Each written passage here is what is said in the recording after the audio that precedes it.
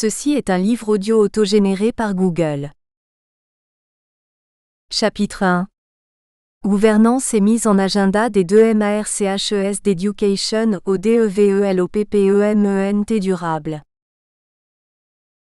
Les programmes d'Education au DEVELOPPEMENT durable de l'école, au quartier.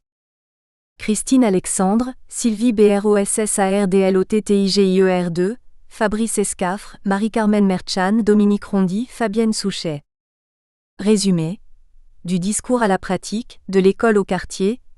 La vocation de toute pédagogie est dans son incarnation pratique quotidienne dans les projets de vie de chaque enfant ou adulte devenu citoyen.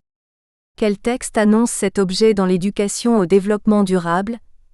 Quelle question pose l'idée même d'une éducation au développement durable en regard de cette finalité ? Comment s'incarne-t-elle dans le programme de travail du Comité régional d'éducation à l'environnement en Midi-Pyrénées, CREEMP, qui réunit en structure partenariale institutions et associations ? Quelles urgences et quelles finalités de travail peut-on fixer à une telle structure pour assurer la valorisation du travail réalisé dans le cadre de l'éducation relative à l'environnement depuis plus de 30 ans, afin de répondre aux enjeux sociaux et culturels d'un développement durable ? Mots-clés : éducation au développement durable, pédagogies actives, aménagement, enfance. 1. 2 discours fondateurs. 2 textes de référence portent plus que les autres le souci de l'incarnation pratique quotidienne de l'éducation au développement durable dans les projets de vie de chaque enfant, ou adulte, devenu citoyen. Il s'agit de la déclaration de Tbilissi sur l'éducation relative à l'environnement, de 1977, et des résolutions de la Charte des Nations Unies à 53 243e, rédigées en 1999. 1.1 Déclaration de Tbilissi sur l'éducation relative à l'environnement, 1977. L'objectif fondamental de l'éducation relative à l'environnement est d'amener les individus et les collectivités à saisir la complexité de l'environnement, tant naturel que créé par l'homme, complexité due à l'interaction de ses aspects biologiques, physiques, sociaux, économiques et culturels, ainsi qu'à acquérir les connaissances, les valeurs, les comportements et les compétences pratiques nécessaires pour participer de façon responsable et efficace à la prévention et à la solution des problèmes de l'environnement et à la gestion de la qualité de l'environnement. Déclaration de Tbilissi, 1977.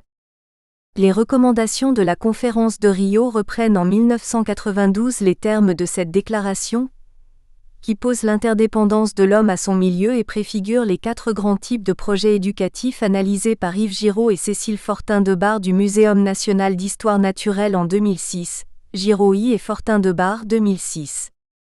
En 2006, Yves Giraud et Cécile Fortin-Debar réalisent une évaluation des actions conduites en France dans les structures d'éducation formelle et informelle, établissements scolaires et centres de loisirs, en éducation à l'environnement et au développement durable, EEDD, sur les périodes 2003 à 2004 et 2005 à 2006. Il regroupe les actions en 4 grandes familles dans lesquelles on peut reconnaître les 4 finalités éducatives proposées dans la déclaration de Tbilissi. Acquérir les connaissances, les valeurs, les comportements et les compétences pratiques. Acquérir des connaissances. Les projets qui ont pour but de permettre aux élèves d'acquérir des connaissances relatives à l'environnement représentent 62% des actions de EEDD. Pratiquées dans les établissements scolaires depuis les années 70, ces actions pédagogiques sont intégrées au programme par matière des enseignements de sciences et vie de la Terre ou géographie. Ils concernent tous les élèves, de la maternelle au lycée. Développer des valeurs par la construction d'un lien solide entre la personne et son environnement. Favoriser l'empathie sont les buts poursuivis par 9% des actions de EEDD avec les plus jeunes des écoles maternelles et primaires. Réalisées par des associations de protection de l'environnement, à l'occasion d'actions ponctuelles et de classes vertes, ces actions permettent un réel investissement des enfants par une interaction avec leur environnement. Ils ont été fortement développés notamment depuis les années 80. Changer les comportements. Adopter des gestes favorables à l'environnement sont définis comme objectif premier de 19% des actions particulièrement développées depuis 2000 dans tous les établissements scolaires de la maternelle au lycée, ainsi que dans les clubs de loisirs.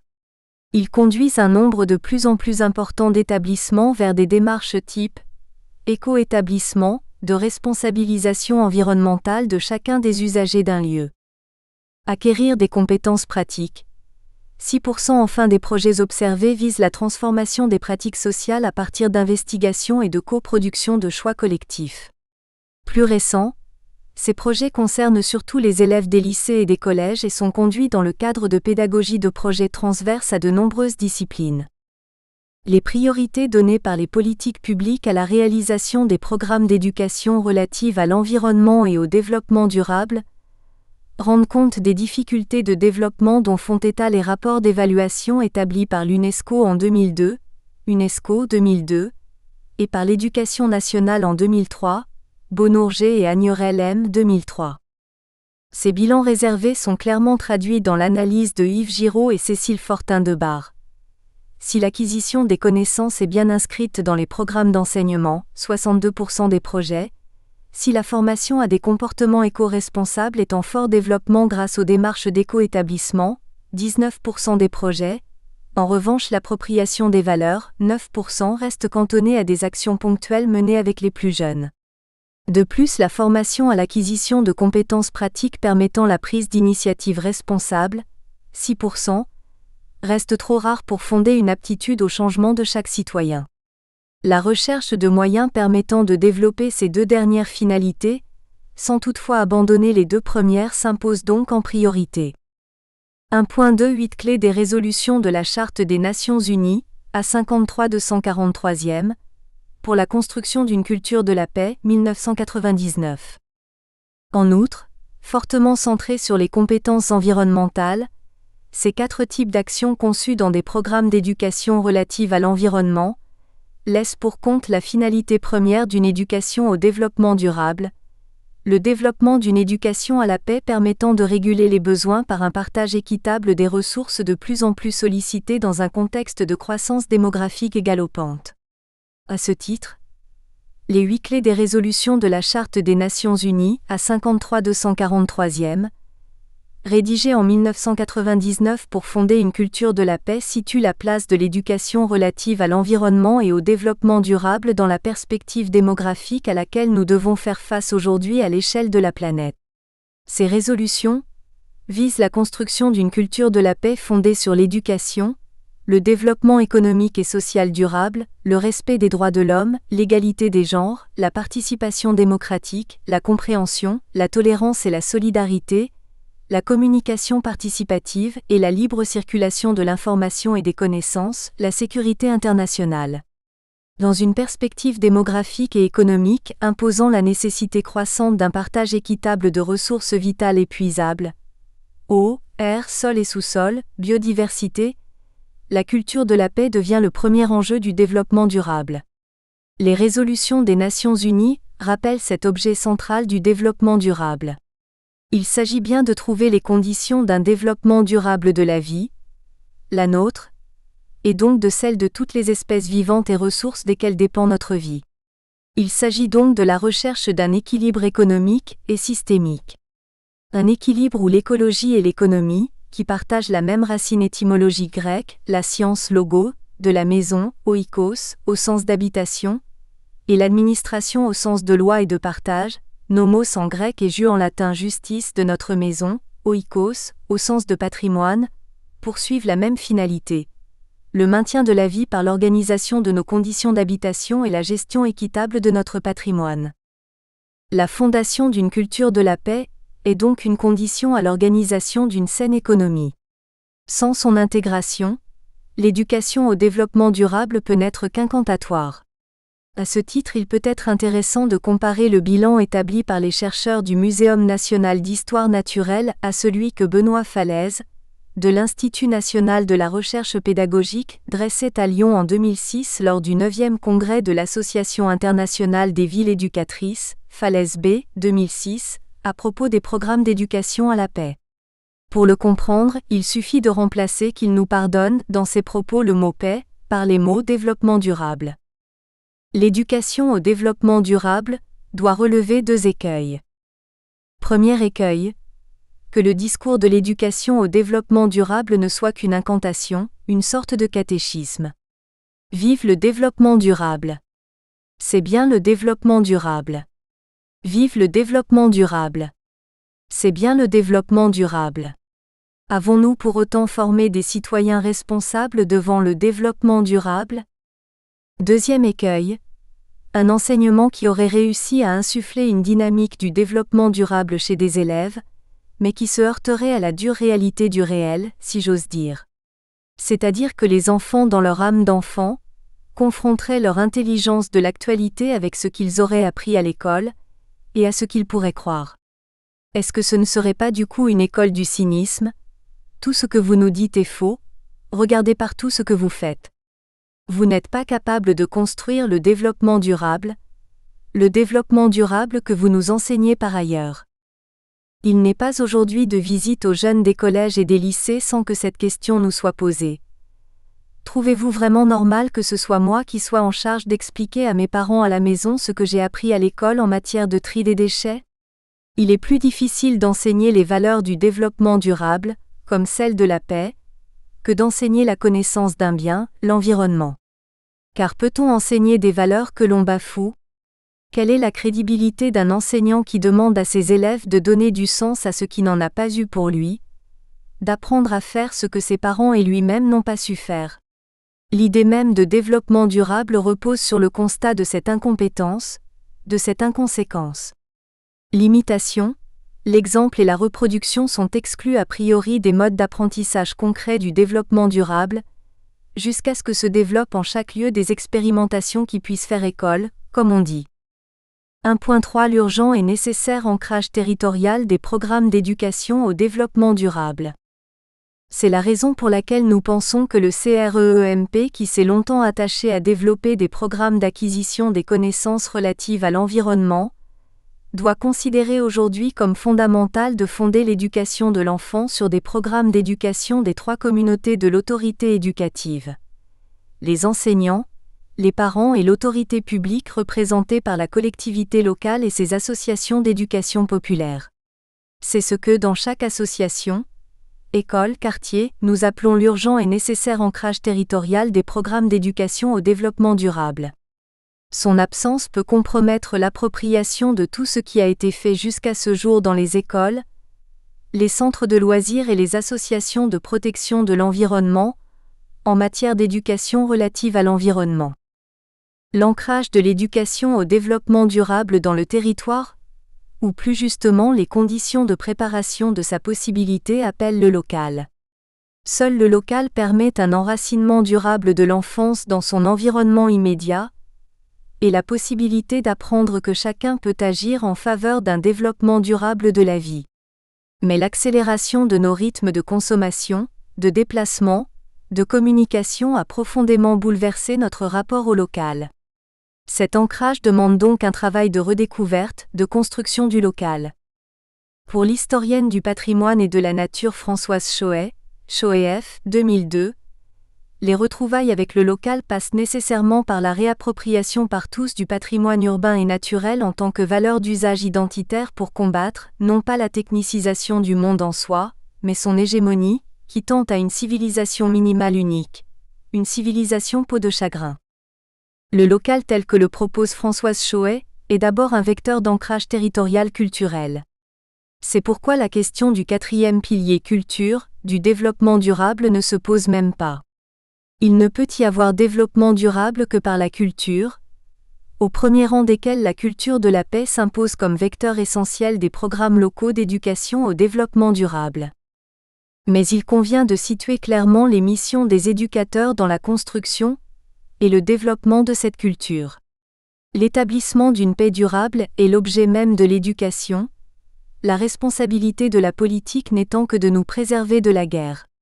Disait au début des années 30, la pédagogue Maria Montessori 38, Montessori Maria 1996. Qu'il s'agisse de développement durable ou de paix, les éducateurs interviennent pour construire les conditions de maintien et d'épanouissement d'une culture rendue possible par les politiques. Cette mission est déjà très vaste. Elle doit être bien cernée. Notamment, On ne peut demander aux communautés éducatives de nous préserver des catastrophes sociales, économiques et environnementales. Ceci relève des missions incombant aux politiques. 2. Une politique locale régionale. Les politiques locales donc doivent être au premier rang des acteurs de veille permettant un développement durable. La région Midi-Pyrénées est en cela particulièrement bien équipée avec 2 structures partenariales, animées par l'Agence régionale pour l'environnement en Midi-Pyrénées, ARP, opérateur du Conseil régional. La plateforme Territoire et Développement Durable, coprésidée par le préfet de région et le président du Conseil régional, est en charge de la généralisation à tout le territoire régional et de la cohérence régionale des démarches territoriales de développement durable entreprises par les collectivités locales. Elle a initié et assisté la conception de près de 50 agendas 21 locaux, en région. Elle a pour objet la construction par les politiques, d'une culture du développement durable. Le Comité régional à l'éducation pour l'environnement en Midi-Pyrénées, réunissant les partenaires associatifs et institutionnels investis dans la conduite des programmes régionaux d'éducation à l'environnement et au développement durable, a pour mission d'enseigner les conditions de maintien et d'épanouissement du développement durable. Ces 2 structures sont fortes d'une culture de travail d'une dizaine d'années. De nombreuses régions nous envient une structure comme le CREEMP. Créé à l'initiative des associations régionales et animé par l'Agence régionale pour l'environnement en Midi-Pyrénées, il réunit en un comité de pilotage les représentants régionaux du réseau Graines des associations d'environnement investies dans des programmes pédagogiques, le conseil régional, le préfet de région représenté par les directeurs de la jeunesse et des sports, de l'agriculture, de l'environnement, l'ADEME et l'agence de l'eau. Ce comité définit un programme d'action annuel, comprenant l'assistance au montage de projets d'éducation au développement durable au bénéfice des associations, clubs de loisirs et établissements souhaitant s'initier au développement durable. La publication de la revue Graines de citoyens et du site internet du CREEMP. Les publications de 2008 ont pour thème l'eau, mai, et les éco-démarches, automne. Une remarquable documentation, références, sites permettant de construire des séquences pédagogiques sont présentes sur ces supports de communication. Chaque automne, des formations et des rencontres d'échange d'expériences assurent l'animation d'un réseau de l'ensemble des partenaires associatifs et institutionnels investis dans l'éducation relative à l'environnement et au développement durable en Midi-Pyrénées. Des appels à projets. En participant à l'appel à projets en direction des lycées et établissements de formation professionnelle, Projet d'avenir, initié par le Conseil régional, et en organisant l'appel à projet Un défi pour ma planète, à l'attention des associations, centres de loisirs et établissements scolaires, maternelles, primaires et collèges. Près de 150 projets contribuant à l'éducation relative à l'environnement et au développement durable sont chaque année soutenus financièrement en région Midi-Pyrénées. L'ensemble des programmes d'action du CREEMP, inscrits dans la Convention régionale d'éducation à l'environnement pour un développement durable, est soutenu financièrement dans le cadre de 3 programmes publics. Le programme Prélude conduit par l'ADEME dans le cadre d'une convention liant l'ADEME et le Conseil régional. Le contrat de projet est à région Midi-Pyrénées 2007 à 2013, au titre de l'application de l'article 24, l'éducation et la sensibilisation à l'environnement. Le programme opérationnel Compétitivité régionale et emploi 2007 à 2013 du Fonds européen de développement régional, FEDER, préparé par la préfecture de la région Midi-Pyrénées, l'Union européenne et le Conseil régional Midi-Pyrénées, au titre de l'axe 3, mesure 5 consacrée à l'information et l'éducation à l'environnement et au développement durable. Soutien à de nombreux programmes d'acquisition de connaissances, de comportements éco-citoyens et de valeurs transmises notamment par les associations environnementalistes implantées en milieu rural. Les actions en région Midi-Pyrénées doivent s'attacher maintenant à la construction de valeurs relatives au cadre de vie des enfants vivant en milieu urbain, pour permettre le développement de compétences pratiques de gestion et d'amélioration de cet environnement. S'il concerne un peu moins de 70% des habitants en région Midi-Pyrénées, soit 10% de moins que les 80% d'habitants européens vivant en ville, L'environnement urbain présente de fait un enjeu majeur dans les politiques d'éducation au développement durable. Nous ne devons pas nous contenter d'offrir une aide personnelle aux enfants, nous devons aussi leur offrir un environnement adéquat, car leur développement normal dépend de l'activité vitale qu'ils développent dans leur environnement et de l'action qu'ils peuvent exercer sur lui. Montessori M. 1996, observe encore la pédagogue Maria Montessori. L'action que 70% des enfants de la région Midi-Pyrénées peuvent exercer sur leur environnement quotidien détermine les chances de mener à bien une éducation à l'environnement et au développement durable en Midi-Pyrénées. Ces axes de travail appellent un partenariat trop rarement mobilisé auprès des collectivités locales. Que les chefs d'établissement, secondés par des associations, travaillent non seulement avec les responsables des clubs de loisirs, et les personnes en charge dans la collectivité de l'enfance, de la jeunesse et des sports, mais aussi de concert avec les responsables des services d'espaces verts, des bâtiments communaux et de l'urbanisme. Ce projet implique de bâtir une ville durable éducatrice. Toute ville est éducative, ne serait-ce qu'aux dépens des enfants, mais pour qu'une ville soit éducatrice, il est nécessaire de réunir bien plus qu'un catalogue d'activités offertes au temps des enfants, dans le cadre des actions de pédagogie formelle et informelle.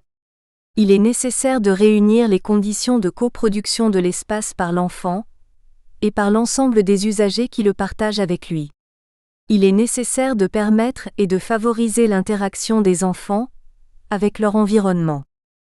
Car comme l'observe Philippe Mérieux-40, Mérieux-Page, 2006, directeur de l'Institut universitaire de formation des maîtres de Lyon, nous vivons dans un monde où les querelles de territoire l'emportent sur les enjeux de société. Et donc au sein des villes, il faut accomplir un vrai travail pour que les enjeux l'emportent sur les querelles de territoire, pour recréer en espace la porosité que Marcel Roncaiolo,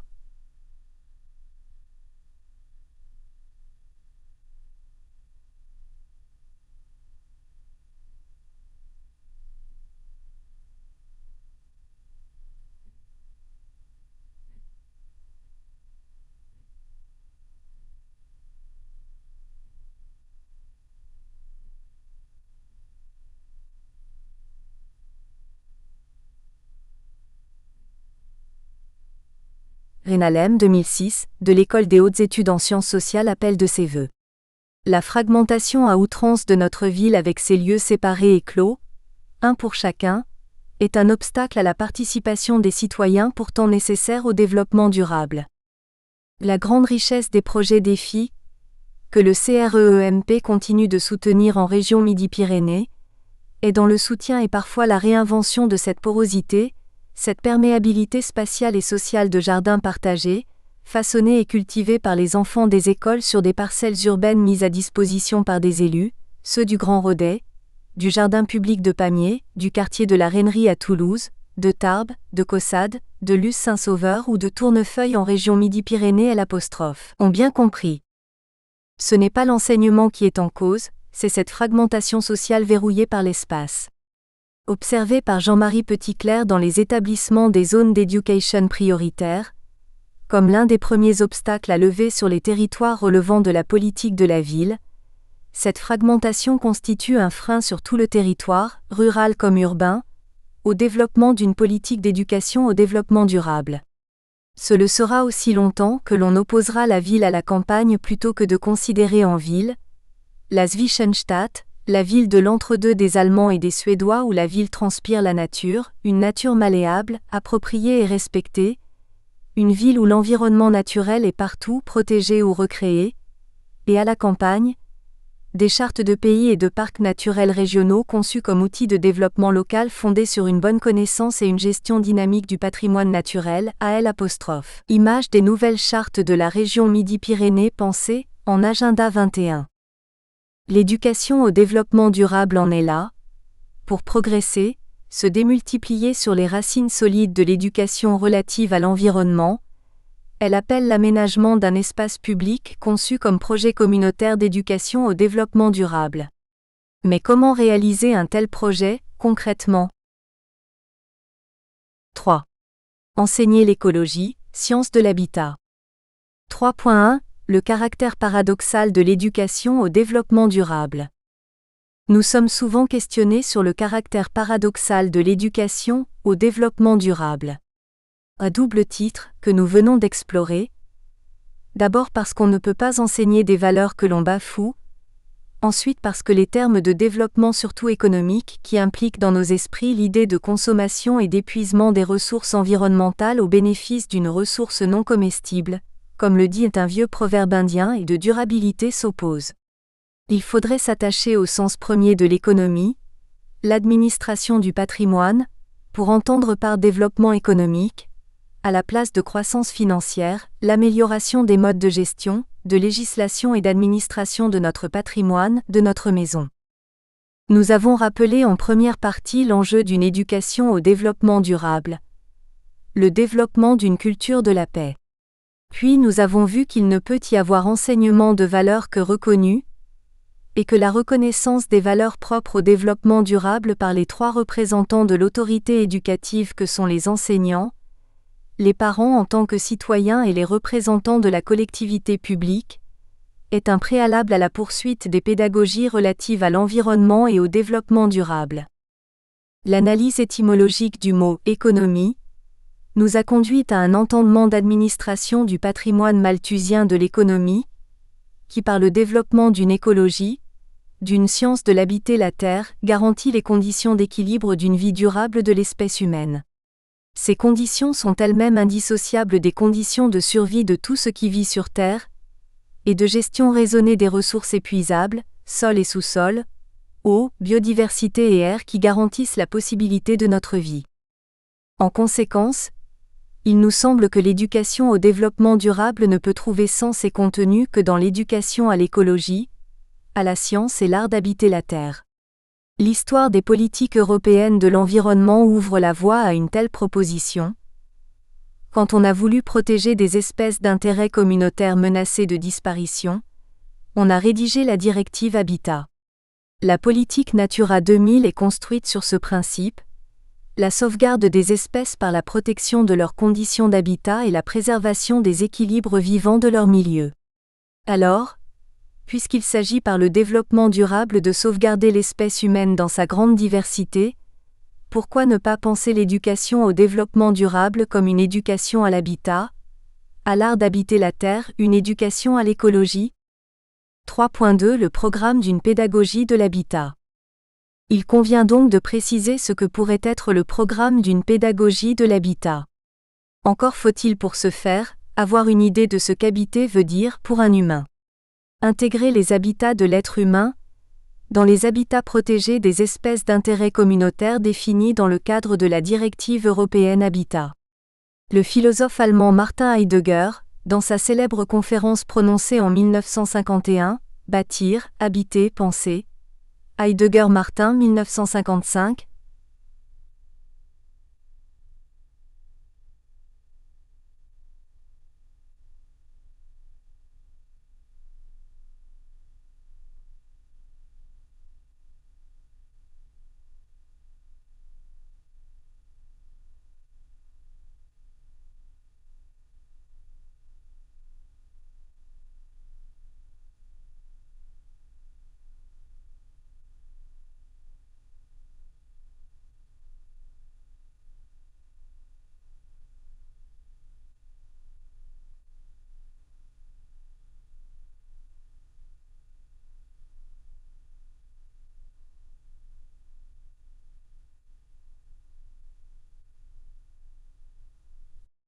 Pour lui, habiter se décline en 4 points et dans l'équilibre quadripartite qui lie ses visées. Habiter signifie vivre sur la terre pour la protéger et y construire les ponts qui donnent sens à notre séjour, et l'économie solidaire qui le caractérise. La construction de nos environnements n'a pas d'autres objets que ces deux-là. Vivre sous le ciel et dans le rythme temporel que nous apporte au fil des saisons, le cheminement des planètes. Ni plus vite ni moins vite. L'accélération de nos rythmes de vie perd tout son sens à quitter celui des jours et des nuits. Vivre en mortel parmi les mortels. Réaliser que nous sommes les seuls êtres vivants à avoir conscience d'être mortels parmi nos semblables, ce qui peut conférer à notre vie le sens d'un projet finalisé. concevoir notre projet de vie comme mode premier de la prise en compte du développement durable de notre société et préparer une fin de vie heureuse de savoir que nous aurons pu contribuer à cela. Accepter l'idée que notre avenir ne soit pas seulement réglé par la loi de la volonté humaine, dans une grande modestie quant au pouvoir de nos lois et nos techniques à gérer le fini, l'incertain, le complexe. Cette conception de l'habitat répond de près aux interrogations de M. François Philizot, préfet du Tarn, représentant M. le préfet de région, et qui a ouvert ce colloque international en interrogeant le sens de notre croissance, de l'accélération de notre rythme et de notre ambition de maîtrise du monde, dans une perspective de développement durable. Du discours à la pratique, nous devons donc trouver le sens d'une éducation au développement durable. Nous venons de proposer d'enseigner pour ce faire, l'écologie. En région, nous développons 2 programmes d'action pluriannuels autour de cet objectif. 2 programmes d'action pluriannuels. Valoriser les travaux qui ont été conduits en région. En matière d'éducation relative à l'environnement en formant les professionnels des collectivités locales et des établissements d'enseignement à la conduite de projets expérimentaux, nous proposons pour ce faire de regrouper les moyens du CREEMP autour d'un programme pluriannuel d'expérimentation d'Agenda 21 d'établissement. Ces Agenda 21 sont eux-mêmes conçus comme actions d'éducation au développement durable, inscrites dans l'Agenda 21 local de la collectivité dans laquelle se situe l'établissement. Il apparaît en effet que les Agendas 21 locaux des collectivités en région Midi-Pyrénées ont presque toujours fait l'impasse sur des actions d'éducation au développement durable lors de l'établissement de leur programme d'action. Cette initiative sera conduite sur 4 ans. Initiée dans le cadre d'un appel à projet en 2009, elle doit permettre l'ouverture des établissements sur la commune au sein de laquelle ils prennent place, un désenclavement territorial des établissements scolaires trop centrés sur leur vie intramuros déconnectés de leur environnement urbain. Elle concernera des enfants de tous les âges, de la maternelle au lycée. Ce programme visant la réalisation de 50 à 80 projets pilotes sera conduit à l'image des projets conduits de 2004 à 2008 dans le cadre du programme Transfer 21 du Programme national d'éducation au développement durable allemand. Chaque projet est porté en co-responsabilité par le chef d'établissement et le maire. Pour les collèges et les lycées, cette équipe associe respectivement le conseil général et le conseil régional. Ceux-ci s'engagent à réaliser 3 projets. 3.2.1 Un projet de gestion durable de l'établissement de type éco-établissement. Un programme pédagogique d'acquisition des compétences clés nécessaires à la transformation de la société en une société plus durable. Ce programme s'appuie sur 7 compétences clés. Faire preuve de créativité et de fantaisie pour envisager et imaginer des avenirs possibles, savoir résoudre les problèmes et innover de manière interdisciplinaire en tenant compte de connaissances complexes en constante évolution, être solidaire avec les plus pauvres, les plus faibles, les opprimés, ceux qui souffrent, être capable de planifier et d'agir en prévoyant des conséquences secondaires et des effets inattendus d'une action, savoir régler les conflits de manière démocratique, chercher le consensus, faire preuve d'empathie, comprendre les différences culturelles et accepter la diversité des points de vue, apprendre à apprécier des styles de vie durables et devenir capable de les transmettre à d'autres, porter un regard critique sur ses propres intérêts et motivations. 45, de Anne G. 2008. Ces programmes sont construits sur la base d'un important matériel pédagogique mis à disposition des établissements par le Programme national Transfert 21. Ceux-ci seront adaptés au contexte français. Un projet de renforcement des relations de l'établissement avec son environnement, les associations d'activités extrascolaires, les associations de quartier, les autres établissements scolaires du quartier, les services de la collectivité en charge des espaces publics, des espaces verts, de la culture, des entreprises. Ce 3e volet sera, dans notre programme expérimental, particulièrement axé sur les relations permettant de soutenir la transformation de l'environnement. Dans le cadre du programme Transfert 21, il a permis la création de plusieurs centaines d'entreprises durables initiées par des élèves au sein des établissements ou dans leur quartier. Réparation de vélos, petite restauration bio. Ces entreprises ont été bâties sur la base de business plans et représente aujourd'hui un tel succès que le gouvernement allemand envisage de lancer un nouveau programme expérimental de création de 5000 entreprises de ce type. Version durable de nos coopératives scolaires. Elles sont porteuses d'un fort enjeu d'apprentissage par un partenariat avec la collectivité et la société civile locale. Ces agendas 21 d'établissement suivront les 5 finalités des agendas 21 territoriaux, ministère de l'écologie et du développement durable, 2005, définis dans le cadre de la mise en œuvre de la stratégie nationale de développement durable. Lutte contre le changement climatique et protection de l'atmosphère. Préservation de la biodiversité, protection des milieux et des ressources. Cohésion sociale et solidarité entre territoires et entre générations. Épanouissement de tous les êtres humains. Dynamique de développement suivant des modes de production et de consommation responsables. Ils seront conduits en respectant les 5 éléments déterminants d'une démarche de développement durable. La participation des acteurs. L'organisation du pilotage. La transversalité. L'évaluation. Une stratégie d'amélioration continue. De tels agendas d'établissement dépassent les moyens des seuls établissements. Ils ne peuvent donc être bâtis et proposés sans un partenariat avec des associations, les services de la commune et avec le soutien de professionnels d'action territoriale de développement durable. 3.2.2 Développer des connaissances sur les conditions d'appropriation des espaces publics par les enfants constitue le deuxième programme de travail.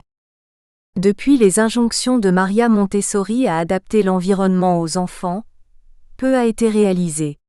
Si les enfants n'ont cessé d'occuper une place de plus en plus importante dans les travaux des historiens et des sociologues, si l'enfant est reconnu aujourd'hui comme un acteur à part entière de la société, si de nombreux articles font état de l'importance des relations de l'enfant à la ville et à son environnement immédiat, en revanche, dans les faits, la transformation des cours d'école en des lieux conviviaux et verdoyants soignés par tous, l'aménagement des aires de jeu en jardins de découverte, la conception de espace urbain banal, de la rue comme terrain d'aventure sociale et environnementale manque à presque tous les villes et villages.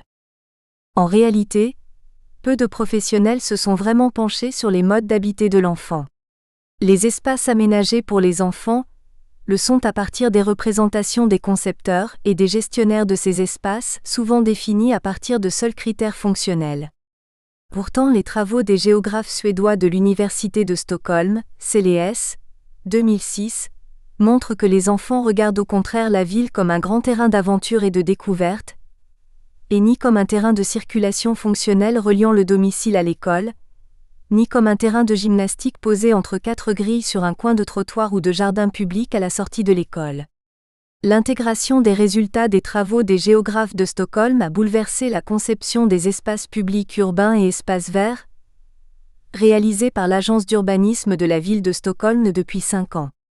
La place qui tient la nature, et la participation que peuvent prendre les enfants et leurs éducateurs, parents et enseignants dans la conception et l'entretien de ces espaces sont remarquables. La nature apparaît dans ces travaux comme un vecteur essentiel de lien social au sein de la ville et d'appropriation durable des enjeux environnementaux par l'ensemble de la communauté urbaine. Fort de ces expériences et afin de dresser un état des lieux de la conception et de l'appropriation des espaces urbains par les enfants, le plan urbanisme construction et architecture a demandé au laboratoire LISSTCIEU en géographie urbaine de l'Université de Toulouse Le Mirail d'animer une table ronde des spécialistes de cet objet de connaissance en France. Ce programme commence, sous la direction de Fabrice Escafre et Fabienne Souchet au laboratoire Listecieux de l'Université de géographie urbaine de Toulouse Le Mirail. Il est conduit en partenariat avec l'École nationale supérieure d'architecture de Toulouse, représentée par Christine Alexandre. Conclusion. En conclusion, les premières évaluations des programmes nationaux d'éducation relatives à l'environnement et au développement durable montrent l'importance et l'urgence de privilégier aujourd'hui 2 objectifs. L'acquisition de valeur par la construction d'un lien solide entre la personne et son environnement social et urbain. Ce lien social vise le développement d'une culture de la paix, le lien environnemental vise le développement d'une culture de gestion d'un patrimoine naturel limité, une culture de l'écologie qui permet la durabilité de la vie humaine. L'acquisition de ces valeurs est un préalable, ou tout au moins une condition nécessaire à l'acquisition de compétences pratiques permettant la transformation de notre société en une société durable. Ces compétences ne peuvent être acquises par les enfants dans le cadre de l'école tant qu'elles ne seront pas reconnues et mises en œuvre de façon exemplaire par les 3 piliers de la communauté éducatrice. Les parents, les enseignants et la société civile, représentés par les associations et la collectivité locale. Nous nous sommes attachés à montrer, à propos de l'expérience conduite en région Midi-Pyrénées, qu'il est possible d'engager ces 2 chantiers simultanément à travers un programme d'expérimentation d'Agenda 21 d'établissement scolaire intégré dans la réalisation du programme d'action de l'Agenda 21 local de la ville dans laquelle se situe l'établissement scolaire pilote. Cela implique une ouverture de l'établissement à l'environnement social, économique et urbain du quartier dans lequel il est implanté, et aux vertus pédagogiques de cet environnement multidimensionnel. Mise en place d'un Agenda 21 à l'Institut Égide, UNIVERSITE Bordeaux 3. Sandrine Gombert, Francis Ribérin. Résumé. La mise en place d'un Agenda 21 à l'Institut Égide Université Michel de Montaigne Bordeaux 3 a débuté en mars 2007. L'objectif est à la fois de répondre aux attentes des étudiants, du personnel permanent, des partenaires professionnels et de l'institution universitaire. La démarche suivie consiste à progresser pas à pas en associant chaque fois un groupe de travail à des objectifs généraux, comité de pilotage, ou spécifiques, hygiène et sécurité, énergie, communication, etc. Les décisions s'appuient à la fois sur l'avis de l'ensemble des personnes et sur des expertises scientifiques. Elles doivent se concrétiser à court et moyen terme par des modifications techniques, comportementales et organisationnelles. Mots-clés: Agenda 21, développement durable, Université Bordeaux 3, Institut Égide. 1. Cadre de référence. 1.1 Développement durable et Agenda 21. L'expression développement durable, traduite de l'anglais Sustainable Development, apparaît pour la première fois en 1980 dans le rapport World Conservation Strategy. Mais c'est dans le rapport Brundtland, 1987, que la définition du développement durable fera référence. Elle repose sur 2 piliers: la compatibilité entre la satisfaction des besoins actuels et ceux des générations futures, la conciliation entre le développement économique, la protection de l'environnement et l'équité sociale, Arnaud et al., 2005. Le terme Agenda 21 désigne à la fois un projet collectif de développement durable au niveau local, et le plan d'action qui le concrétise. C'est une démarche volontaire, non réglementaire et non soumise à certification. En 1992, le sommet de la Terre à Rio de Janeiro a abouti à plusieurs engagements dont l'Agenda 21, plan d'action pour le XXIe siècle. Il propose en 40 chapitres à la fois des principes et des actions sur l'éducation, la production de biens et de services durables, la participation des citoyens aux choix qui engagent l'avenir, la lutte contre la pauvreté et l'exclusion sociale, la protection de l'environnement. L'Agenda 21 est le document de référence de la Commission du développement durable des Nations Unies, qui évalue régulièrement sa mise en œuvre dans le monde. Ce plan d'action constitue la base des agendas 21 mis en place à tous les échelons décisionnels. État, collectivités, établissements scolaires, etc. Comité 21, 2006. Au niveau international, la déclaration de Rio souligne le rôle des collectivités locales dans la mise en œuvre des programmes Action 21. Au niveau communautaire, la stratégie dite de Göteborg insiste également sur le rôle des échelons locaux dans la mise en œuvre d'une politique de développement durable.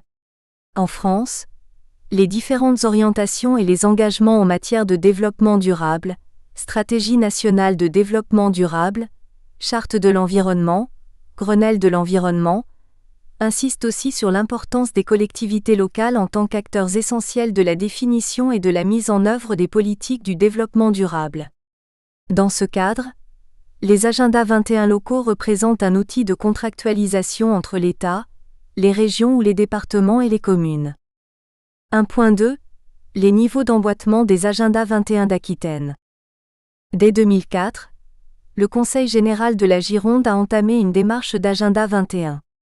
Parallèlement à la progression de son propre projet d'agenda 21, le Conseil général a lancé en 2005 un appel à projets pour la création et le soutien des agendas 21 infradépartementaux, mis en place à l'échelle de pays, de communautés de communes ou de communes.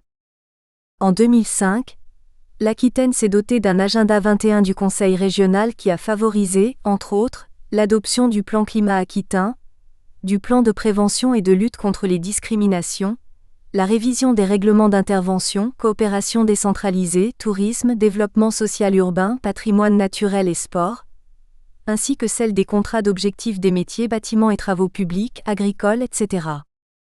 À l'heure actuelle, la communauté urbaine de Bordeaux, CUB, ne s'est pas engagée dans une démarche d'agenda 21 mais dispose depuis 2003 d'une charte pour l'environnement vers le développement durable. Néanmoins, un certain nombre de communes de la CUB ont adopté un agenda 21 dont les communes de Pessac et de Talence sur lesquelles se situe une partie du domaine universitaire. 1.3 Application dans les établissements d'enseignement et de recherche. Le texte de l'agenda 21 propose de nombreuses recommandations pour introduire les enjeux de développement durable à l'école et dans toutes les filières de formation professionnelle. En France, le ministère de l'Éducation nationale a renforcé la place de l'environnement et du développement durable dans les programmes scolaires et accompagne des établissements pilotes. Inscrit dans le cadre du projet d'établissement, l'agenda 21 scolaire contribue à l'apprentissage de nouveaux modes de décision et au développement des valeurs de responsabilité et de solidarité, fondement de l'éducation au développement durable. Il n'existe pas de modèle unique de mise en place d'agenda 21, applicable par tous les établissements. Chacun doit exprimer son projet selon ses priorités et ses besoins en fonction de quelques principes qui sont particulièrement adaptés à ce type de démarche. La transparence et le partage de l'information, la responsabilité individuelle et collective, la concertation, l'ancrage dans la durée, la transversalité Comité 21-2006. En ce qui concerne l'enseignement supérieur, de nombreuses initiatives ont déjà vu le jour. Elles ne concernent souvent cependant que tel ou tel aspect du développement durable, déchets, énergie. Dans le projet du Grenelle de l'environnement, le plan Campus Vert devrait permettre de labelliser les universités et les grandes écoles sur le fondement de critères environnementaux, ce qui incitera de nombreuses structures à mettre en place une démarche approfondie de développement durable. 1.4 Présentation de l'Institut Égide. L'Institut Égide est un établissement d'enseignement supérieur qui relève du régime article 33, autonomie renforcée, rattaché à l'Université Michel de Montaigne Bordeaux 3. Les enseignements s'inscrivent dans les niveaux licence 2, licence 3, master 1 et master 2. 5 parcours sont proposés dans les masters de professionnels, ressources en eau, gestion et exploitation environnementale des géoressources, géoimagerie, risques et écologie humaine, site www.egide.u-bordeaux3.fr. Les activités de recherche correspondent à ces 5 parcours. 2. Mise en place de l'agenda 21 à l'Égide, initié en mars 2007. 2.1 Justification et mise en œuvre de la démarche. Plusieurs motivations nous ont conduits à mettre en place un agenda 21 à l'Égide. Mise en cohérence avec l'intitulé de l'Institut Égide. Environnement, ingénierie et développement. Effort d'exemplarité dans un objectif de développement durable. Constitution d'une image de marque par rapport aux formations proposées, attractivité des enseignements, aux étudiants pouvant se révéler être des ambassadeurs de la démarche, au personnel de l'Institut, amélioration de la qualité de vie et du bien-être, à l'Université Bordeaux 3, faire valoir des actions conduites, aux entreprises et collectivités locales, partenaires professionnels. Identification d'un site pilote pour l'Université Bordeaux 3, pour d'autres universités et pour la région, site atelier pour les projets d'études. Réalisation d'économies financières pour l'Institut et l'université. Cette démarche est apparue tout à fait adaptée aux potentialités qu'offre le site.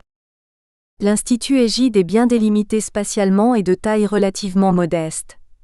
2500 m² de surface de locaux sur un site bien identifié, 45 membres du personnel, 150 à 180 étudiants, ce qui simplifie la mise en place de la démarche. Par ailleurs, il n'est pas caractérisé par des situations à haut risque environnemental aux abords du site, risque d'explosion, stockage de produits dangereux, proximité industrielle, ni concernant les activités d'enseignement et de recherche pratiquées. L'Institut Égide héberge les compétences humaines nécessaires à la mise en place d'une démarche Agenda 21. Il réunit un certain nombre d'enseignants-chercheurs et personnels techniques spécialisés dans le domaine de l'environnement, du développement durable et de la communication, capables d'assumer la démarche. Il offre également la possibilité, grâce aux nombreux projets d'études réalisés par les étudiants, de réaliser des diagnostics environnementaux en interne. Enfin, la mise en œuvre des diagnostics est facilitée par l'utilisation des équipements disponibles au niveau des laboratoires et des plateformes techniques de l'Institut, instruments d'analyse et d'observation, logiciels de cartographie et de statistique. 2.2 Mobilisation des acteurs et organisation du pilotage. Le 1er mars 2007, une première réunion de présentation a eu lieu en présence du personnel par 2 enseignants de l'Institut. Cette réunion a été l'occasion de présenter le concept de développement durable, la démarche d'Agenda 21, ainsi que les systèmes de management environnemental pratiqués dans les entreprises, comprenant les audits de sites ou bilans écologiques d'organismes et les audits réalisés à partir de l'analyse de leur cycle de vie. Cette réunion avait pour but de présenter l'intérêt de mettre en place une telle démarche au sein de l'Institut Égide. Suite à l'acceptation par l'ensemble du personnel de réaliser une démarche Agenda 21 sur le long terme, un comité de pilotage a été mis en place. Ce comité de pilotage, constitué d'une vingtaine de personnes volontaires, réunit des membres du personnel de l'Égide, enseignants-chercheurs appartenant aux différentes équipes de recherche, techniciens et personnel administratif, des étudiants en thèse, des étudiants des différentes formations de l'Égide, niveau licence 3 au niveau master 2, des membres des services de l'Université Bordeaux 3 Patrimoine, Achat et de la Présidence, des membres des services interuniversitaires. Les principales missions du comité de pilotage sont de proposer, mettre en place et suivre des actions d'amélioration d'aspects environnementaux dans un premier temps, basées sur une combinaison de solutions passives, liées aux équipements, actives, comportementales et organisationnelles, décisionnelles et logistiques. Les attributions peuvent concerner des attentes ou des questionnements, des dysfonctionnements constatés, des éléments de proposition, la mise en place d'actions. La première réunion, 14 mars 2007, avait pour objectif de présenter la structure, le fonctionnement et les missions de ce comité ainsi que les grandes étapes de la démarche à suivre. Les réunions suivantes, 22 mai 2007, 3 juillet 2007 et 15 septembre 2007, ont consisté à hiérarchiser et planifier les stratégies à adopter, à présenter et discuter certains éléments du diagnostic ainsi que les premières actions mises en place. Tous les supports d'information utilisés pour les réunions, présentation PowerPoint, sont accessibles par l'ensemble du personnel sur l'intranet de l'Égide.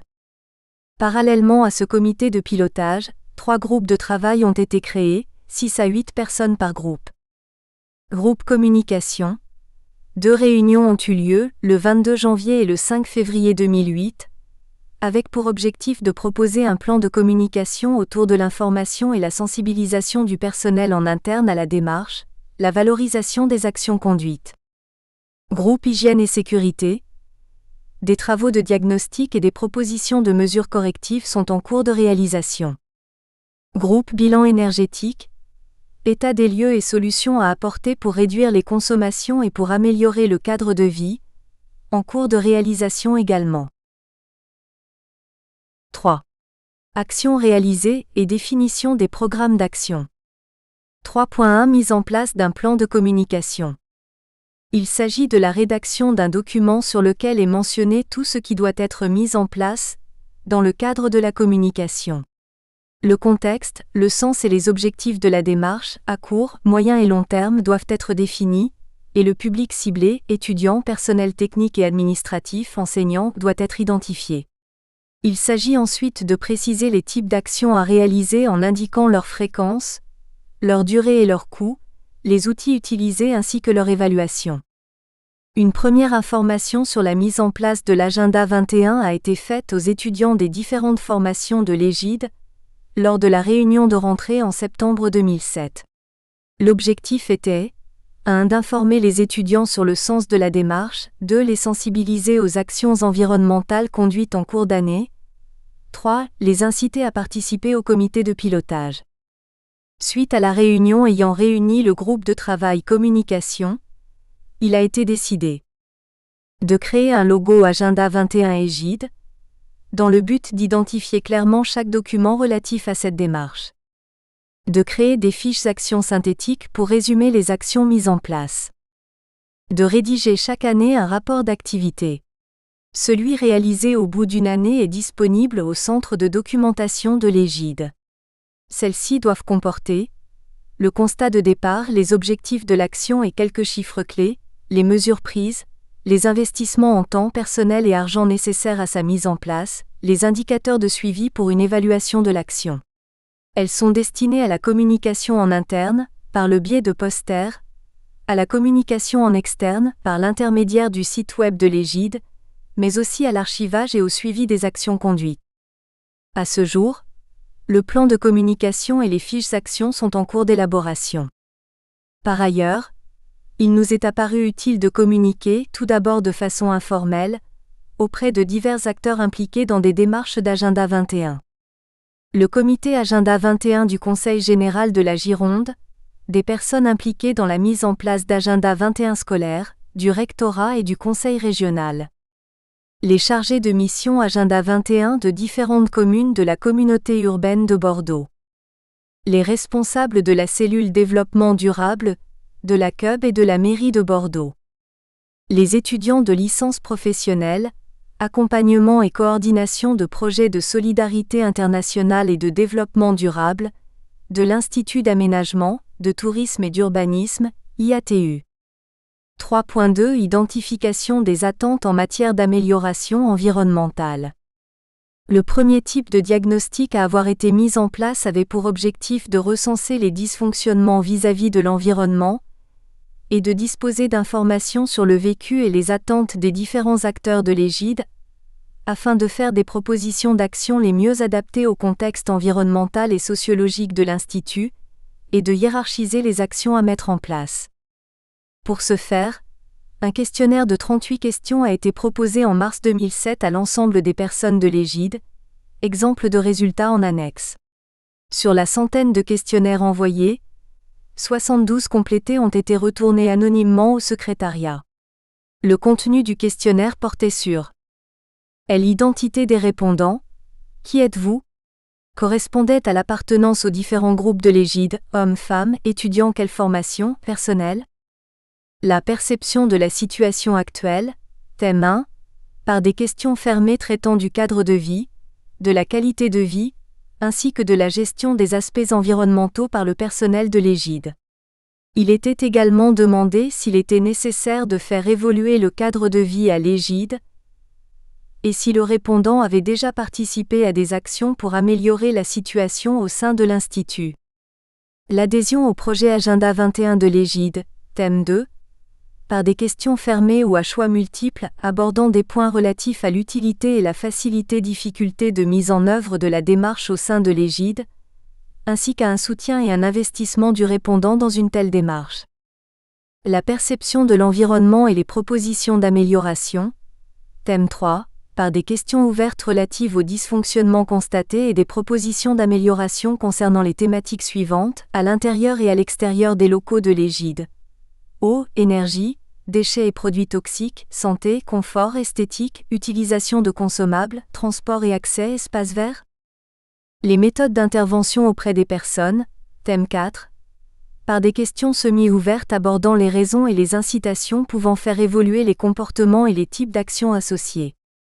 Suite à ce premier diagnostic portant sur la perception environnementale, un certain nombre de priorités d'action ont été dégagées par le comité de pilotage. Réaliser un dossier documentaire sur le thème des agendas 21, faire un diagnostic et proposer un plan d'action sur le thème eau, mettre en place un groupe de travail sur le thème hygiène et sécurité, faire un diagnostic et proposer un plan d'action, faire un diagnostic et proposer un plan d'action sur les thèmes énergie, déchets et bruit. 3.3 Réalisation d'un dossier documentaire. Un dossier documentaire peut être défini comme un ensemble structuré et organisé d'informations et de documents de nature différente, sélectionnés et mis à jour sur un sujet ou un thème. Dans notre cadre, il constitue un outil de travail pour la mise en place de l'agenda 21 au sein de l'Institut. Ce dossier documentaire a été réalisé entre mai et juillet 2007 par Nathalie Gonzalez, étudiante en documentation à l'U Michel de Montaigne, Bordeaux 3, dans le cadre de son stage au Centre de documentation de l'Institut Égide. Il est actuellement installé sur le réseau intranet de l'Égide et consultable par tous les acteurs de l'Égide, notamment pour faciliter la recherche documentaire sur la thématique Agenda 21. Ce dossier documentaire est actuellement constitué de documents qui ont été recherchés principalement sur Internet. En raison du caractère assez novateur de la mise en place des agendas 21, et afin de limiter le nombre de documents, il a été choisi de sélectionner, sauf exception, des documents publiés à partir de l'année 2000. Aucune mise à jour de ce dossier n'ayant été réalisée, les documents disponibles concernent ceux publiés jusqu'en 2007. Les recherches ont essentiellement concerné des documents en langue française, et ont plus spécifiquement porté sur la mise en place d'agenda 21 français dans les collectivités et dans les milieux scolaires. Une partie du dossier concerne les actions mises en place en Aquitaine. Il traite plus spécifiquement des points suivants: le cadre réglementaire et la mise en place des agendas 21, les expériences déjà réalisées et les résultats, les initiatives universitaires, les dispositions prises en Aquitaine, les ouvrages utiles à la mise en place et au suivi des agendas 21. Le dossier documentaire se présente sous la forme d'un site internet réalisé en HTML. Afin de conserver au dossier son utilité en tant qu'outil de travail, il sera nécessaire, parmi les actions à conduire dans le cadre de l'amélioration de l'agenda 21, que des nouveaux documents soient ajoutés au travail déjà réalisé. 3.4 Diagnostic et propositions d'action concernant le thème eau. Ce diagnostic a été réalisé sous la forme d'un audit environnemental de la consommation en eau à l'Égide, entre janvier et mars 2007 par Johan Lahr, Aurélien Montaigne et Julie Tranois dans le cadre de leur projet de bureau d'études de fin d'année de DESS eau de l'Égide. Le travail réalisé a consisté en une analyse bibliographique présentant le contexte général des agendas 21 et des économies de la ressource en eau, un diagnostic de l'eau à l'Égide faisant état de la provenance de l'eau à l'Égide et sur le campus universitaire, et de sa qualité. Suite à un inventaire des différents postes de consommation, un diagnostic de la consommation de l'eau à l'Égide a été réalisé, mesure de débit, évolution des consommations, bilan entrée-sortie. Une évaluation des usages ainsi qu'une estimation de la sensibilité environnementale et des potentialités de changement a été réalisée suite à la proposition d'un questionnaire sur l'eau aux différents acteurs de l'Égide. Les mesures à prendre, faisabilité et coût des mesures d'urgence, mesures actives et passives, ont enfin été préconisées. Suite aux propositions des mesures à mettre en place dans le rapport d'audit en vue de la réduction des consommations d'eau à l'Égide, des actions ont été conduites, et ce dès le milieu de l'année 2007. Remplacement de robinets, poussoirs et des systèmes de chasse d'eau, double commande, détection et réparation des fuites, etc. 3.5 Diagnostic et propositions d'action concernant le thème hygiène et sécurité. Le thème hygiène et sécurité fait partie intégrante des priorités de l'agenda 21 de l'Égide.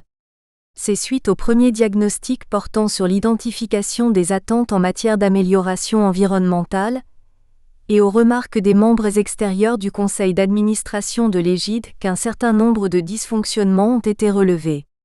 Plusieurs actions ont été mises en place immédiatement. La mise en sécurité du laboratoire de chimie, extraction d'air, ventilation des locaux et des armoires de stockage de produits, filière d'élimination des déchets de laboratoire, a été classée comme une des actions prioritaires du dossier. Durant l'été, un système d'extraction d'air a été installé. Une hotte aspirante et une armoire ventilée ont ensuite été acquises. Par ailleurs, le laboratoire de chimie a été doté de protections individuelles, 10 blouses et 10 paires de lunettes de sécurité. Une convention concernant les déchets de laboratoire a été signée entre l'entreprise Labo Service et l'Université Bordeaux III pour l'enlèvement du stock de produits anciens, la mise en place de collecteurs conformes aux normes, et l'évacuation et le traitement périodique des déchets. Ces premières interventions ont été complétées par la réalisation d'un audit hygiène et sécurité effectué dans le cadre du stage, d'avril à juin 2008, de Tanguy Hubert, étudiant de l'U Hygiène, Sécurité, Environnement de l'Université Bordeaux I. À l'issue de ce stage, de nouvelles mesures ont ainsi pu être mises en œuvre: étiquetage, consignes de sécurité.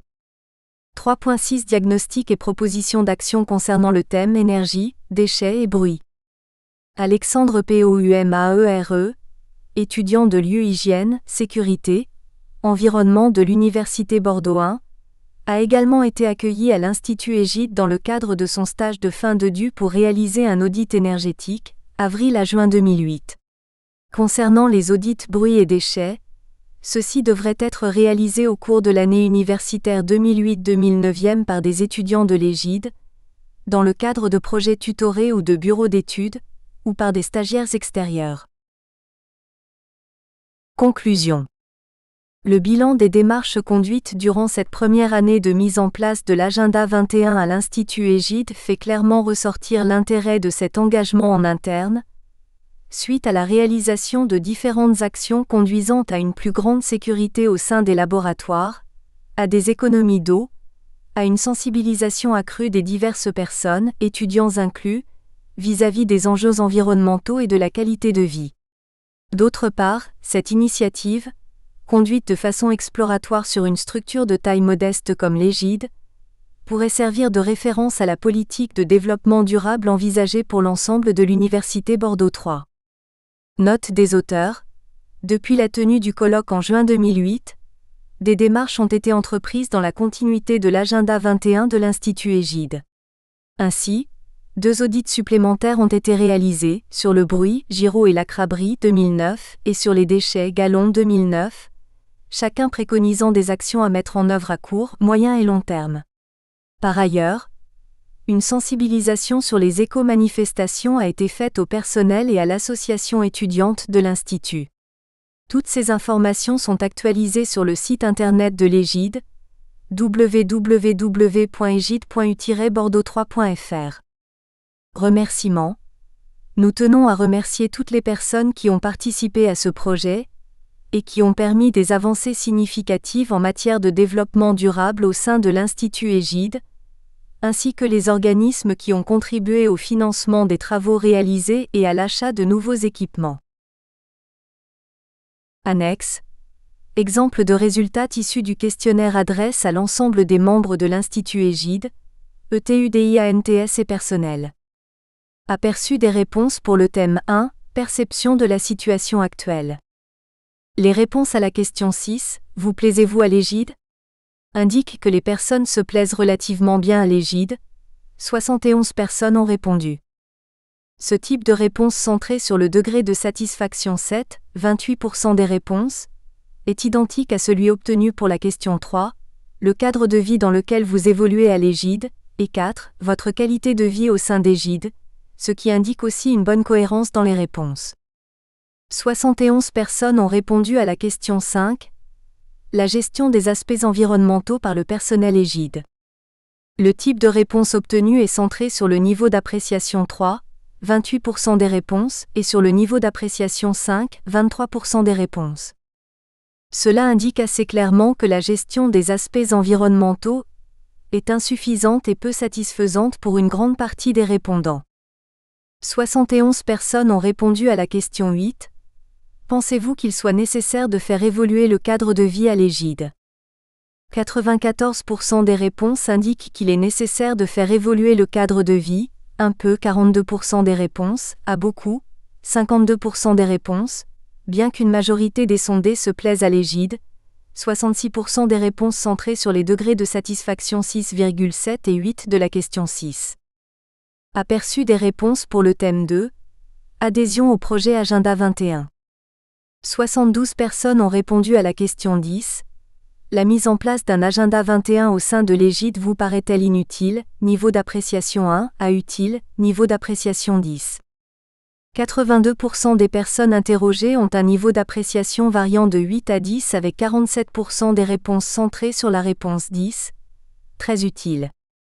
71% des personnes interrogées, 71 réponses analysées, indiquent à la question 13 qu'elles seraient prêtes à soutenir la démarche d'agenda 21.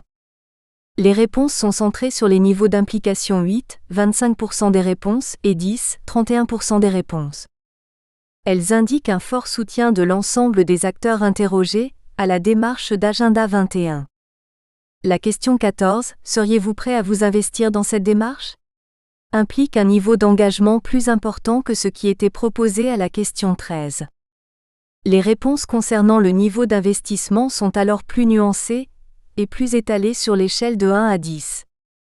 Les plus forts taux de réponse sont centrés sur les niveaux 7 et 8, 47% des réponses, ce qui indique un fort degré d'investissement dans la démarche. Parmi les raisons les plus citées à la question 16, quel ordre de préférence attribueriez-vous aux raisons de mise en place d'une démarche environnementale au sein d'Égide?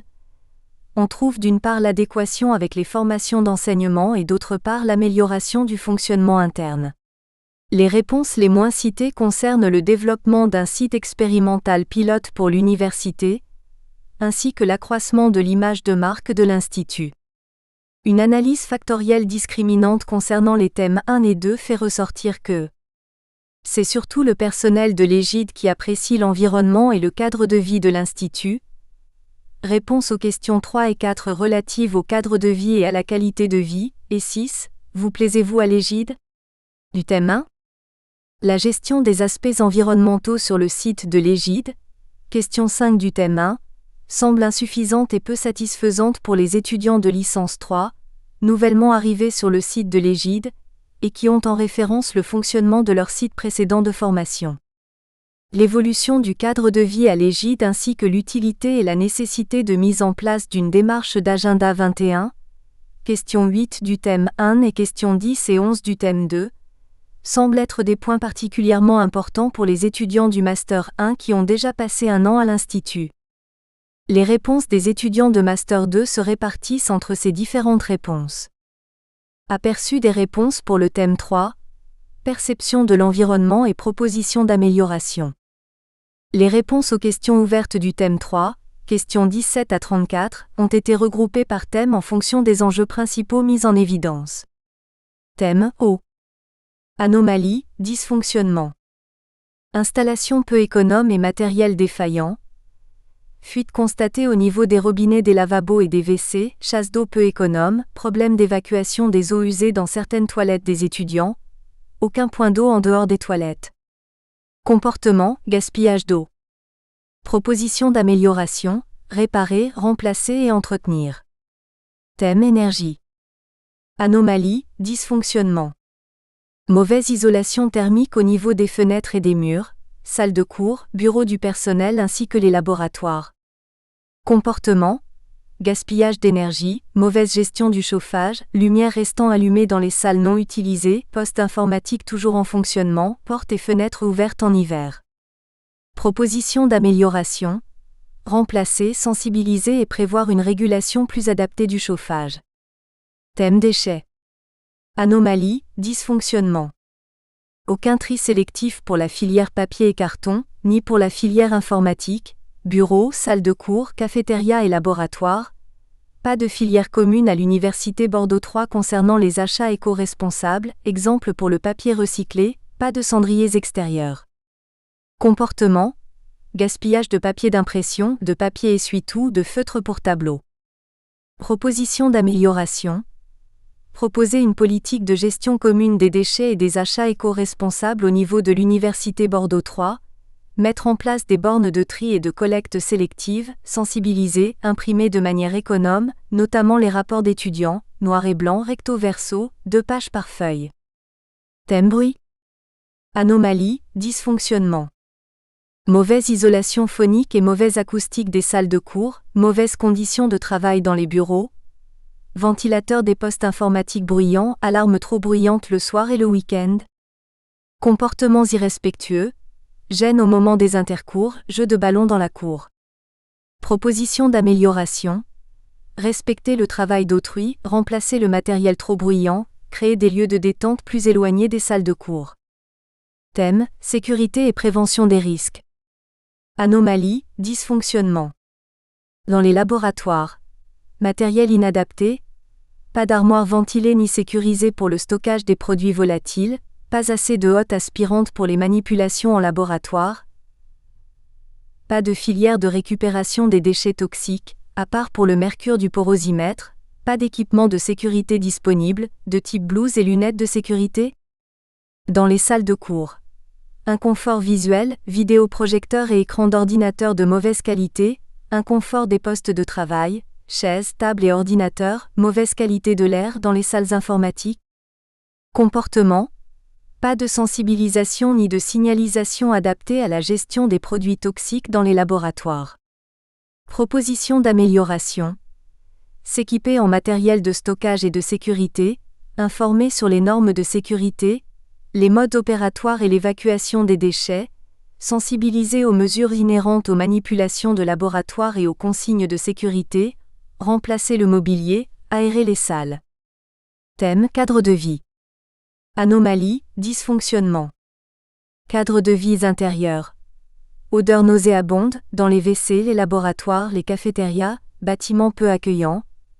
Posters concernant les activités d'enseignement et de recherche à l'égide obsolètes ou absents, sol et murs sales, peu de plantes. Accès difficile au réseau informatique, accès Internet difficile, pas de Wi-Fi, pas assez de coins d'accès USB, problème d'impression, cafétéria étudiante petite et mal aménagée. Cadre de vie extérieur. Aucun aménagement de l'espace extérieur, pas de préau ni d'abri à vélo, entrée du parking trop étroite, signalétique manquante, pas de valorisation des espaces verts. Fonctionnement externe. Pas de sensibilisation ni de signalisation adaptée à la gestion des produits toxiques dans les laboratoires. Proposition d'amélioration. Nettoyer et ventiler les salles, égayer le bâtiment, actualiser les panneaux d'affichage, améliorer l'accès au réseau informatique, aménager les abords extérieurs de l'égide, bancs, tables, terrains de foot, aménager et gérer écologiquement les espaces verts. Aperçu des réponses pour le thème 4, méthode d'intervention auprès des personnes.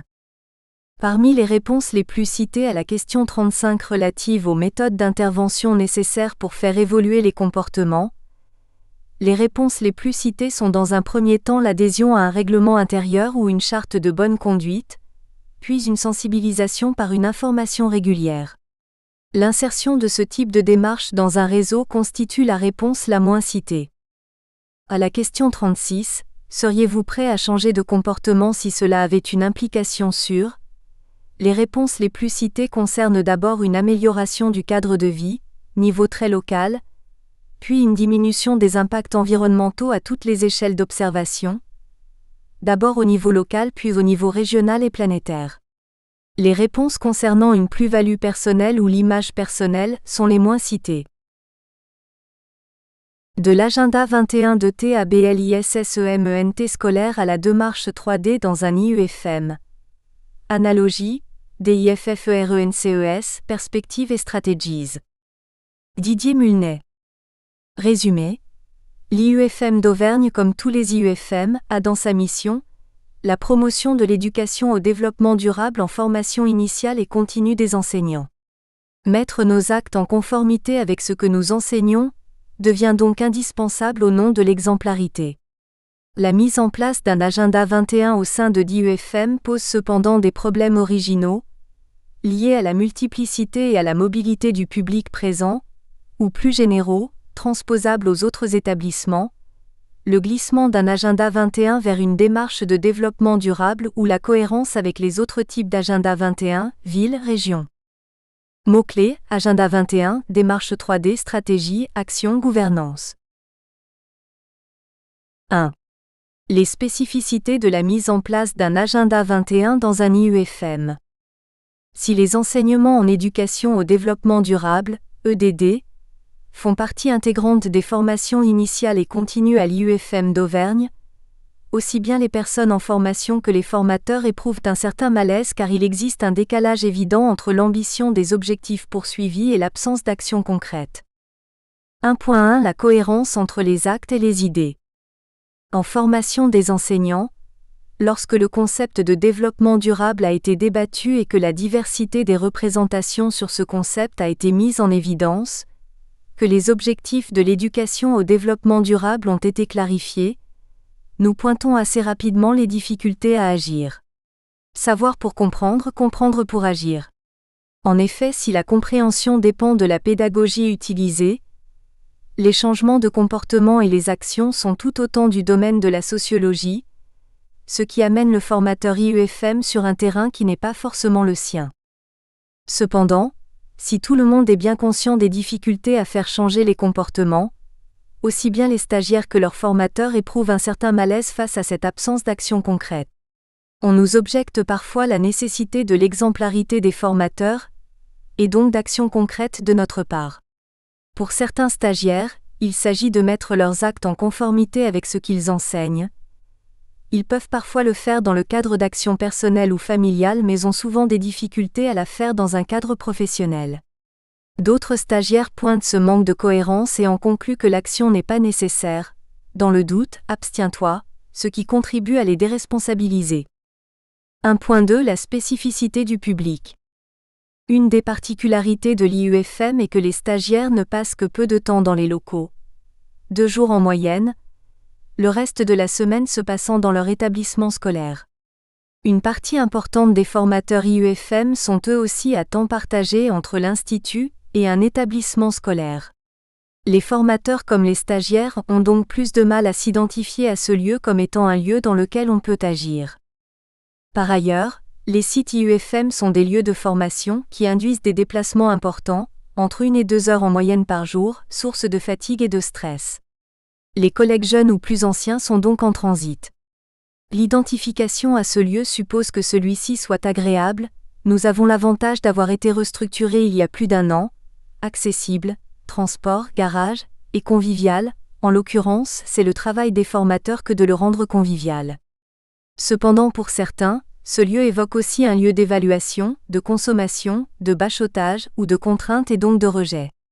Par analogie, on devrait rencontrer des problèmes analogues dans les sites d'accueil touristique, publics mobiles et temporaires, voire dans des bâtiments administratifs si la perception qu'on a de l'institut est plus négative. Enfin, les enseignants formateurs à temps partagé ont parfois du mal à s'investir dans une action concrète au sein de l'institut car il manque de temps. Le corps enseignant a parfois aussi du mal à s'investir jusqu'à l'action. Certains collègues estiment, peut-être à juste titre, que leur rôle n'est pas là. D'autre part, les conditions auparavant n'étaient guère favorables, surconcentration pendant plusieurs années dans des locaux de petite taille et relativement vieux, suivi d'une année de transition juste après notre déménagement. De la même façon qu'il semble impossible de faire du développement durable en temps de guerre ou de crise, il n'est guère possible de planifier un agenda 21 lorsque les conditions matérielles ne le permettent pas. 1.3 La gouvernance d'un agenda 21 en IUFM.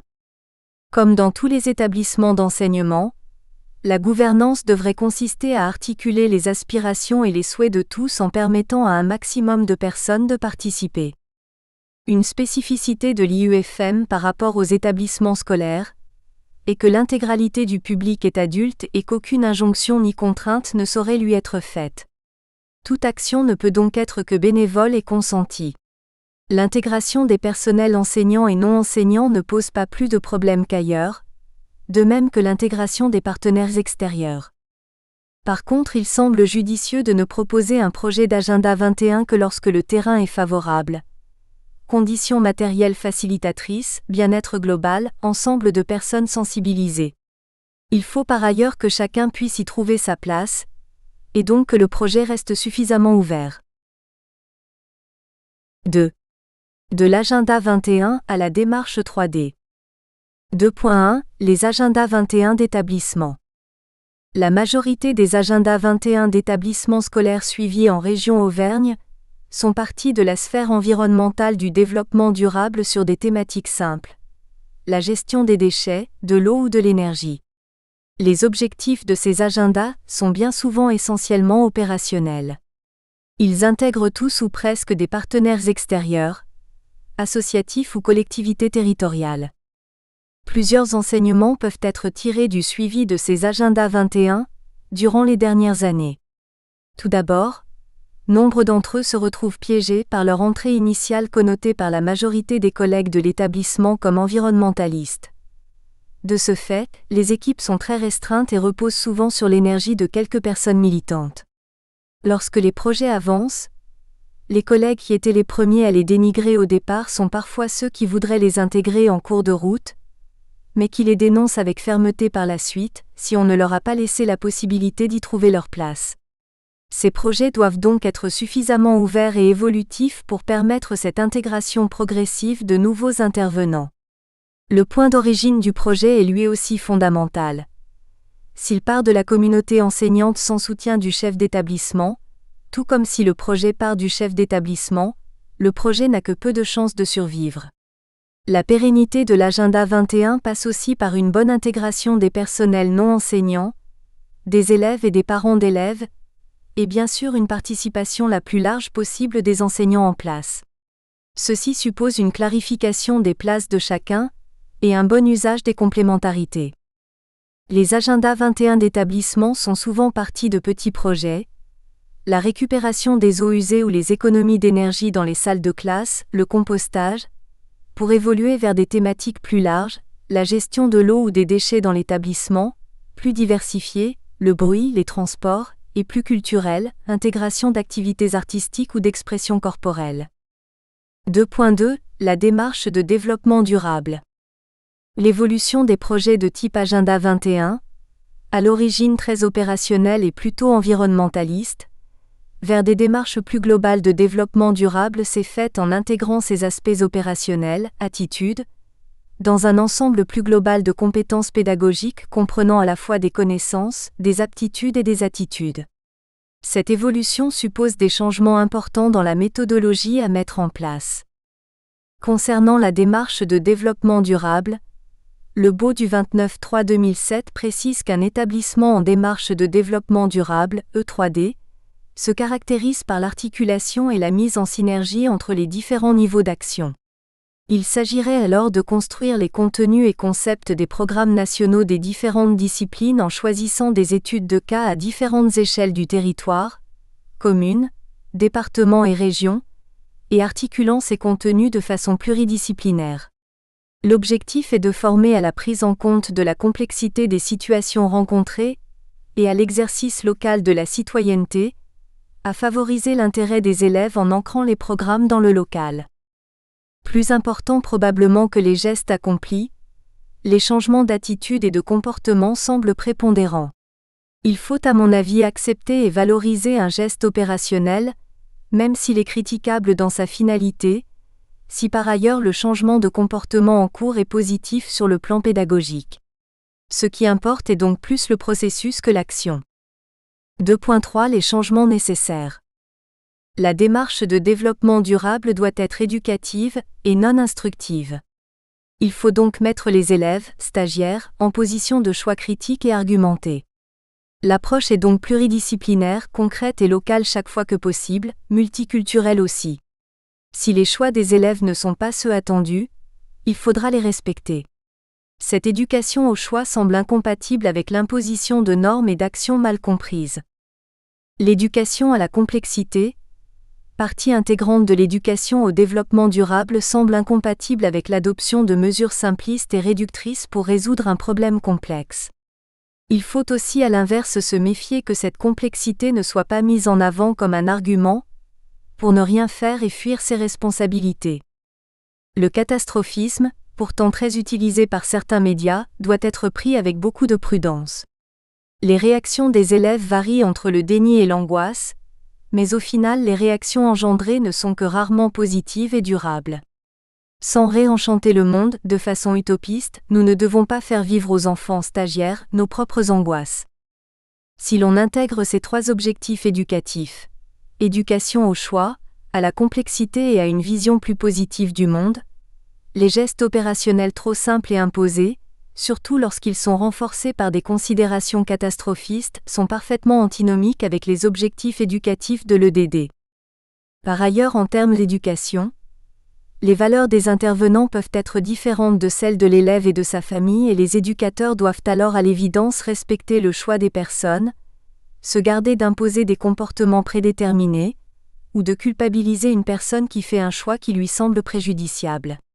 Le problème se pose cependant lorsque ce choix est aussi préjudiciable pour la collectivité. Le respect des différences, surtout culturelles, est la base de toute éducation de même que l'absence de jugement moral et la liberté aux personnes de ne pas participer. On se heurte cependant alors à la nécessité d'agir, plus encore dans le cadre d'un agenda 21 que dans le cadre des autres types de projets en EDD. L'action ne peut être que volontaire et réfléchie, et pourtant la volonté et ou les disponibilités des porteurs de projets nous poussent à avancer trop vite pour certains, pas assez pour d'autres. Certaines personnes veulent agir vite, tout de suite, par conviction personnelle et il est difficile de ne pas répondre à leurs attentes. D'autres souhaitent prendre le temps d'analyser avec précision le sens et les impacts de leur choix, avant toute action. Il n'existe certainement pas de réponse à ce dilemme. Il faut accepter que certains avancent vite au détriment parfois de la qualité et d'autres moins vite, mais avec le risque de ne rien faire. 3.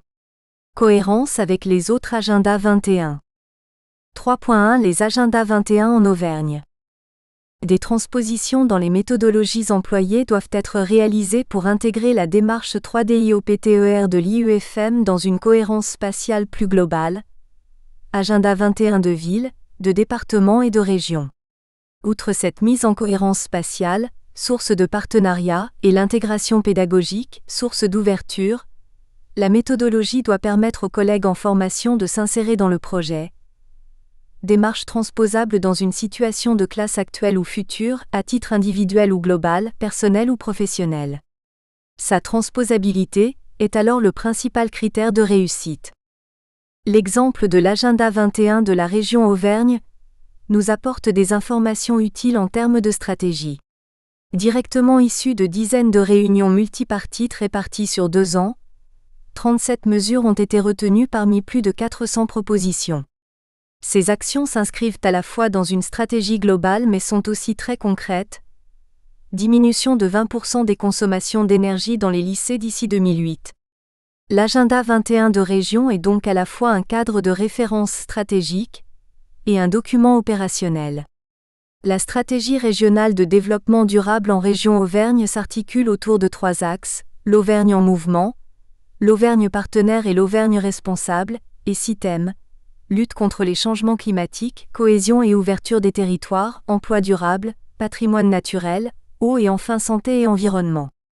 En cohérence avec les finalités de la stratégie nationale du développement durable, ces 6 thèmes permettent une prise en compte des 3 piliers du développement durable et de leur gouvernance. Cette articulation entre stratégie nationale et régionale doit continuer de donner de la cohérence à l'échelle locale. Les agendas des différents départements sont en cours. S'il ne fallait retenir qu'une chose des agendas de départements bien avancés, c'est le sentiment des citoyens de ne pas avoir été assez consultés. Si ce sentiment est justifié, il faut alors communiquer plus et autrement en prenant le temps, même lorsque l'envie des porteurs de projets pousse à avancer. Si ce sentiment est injustifié, il peut pour certains être une justification au non-engagement dans l'action, mais personne ne pourrait prétendre convaincre tout le monde. Pour d'autres, il correspond à une véritable conviction, qui met en évidence la complexité à communiquer sur un tel sujet. La prise en compte des idées de chacun, leur participation ainsi que l'adoption de modes de communication adaptés à tous est donc un gage de réussite. L'agenda 21 de la ville de Clermont-Ferrand est plus ancien que celui de région, dès 2002, et l'enjeu est actuellement dans son actualisation. Le bilan établi dès 2005 a permis de pointer les points forts. Participation des services et des partenaires, niveau encourageant de réalisation des engagements, actions phares. Les 5 thèmes choisis par la ville étaient eau et énergie, lutte contre les pollutions et les nuisances, solidarité et qualité de vie, qualité et cadre de vie, inciter, fédérer et mobiliser.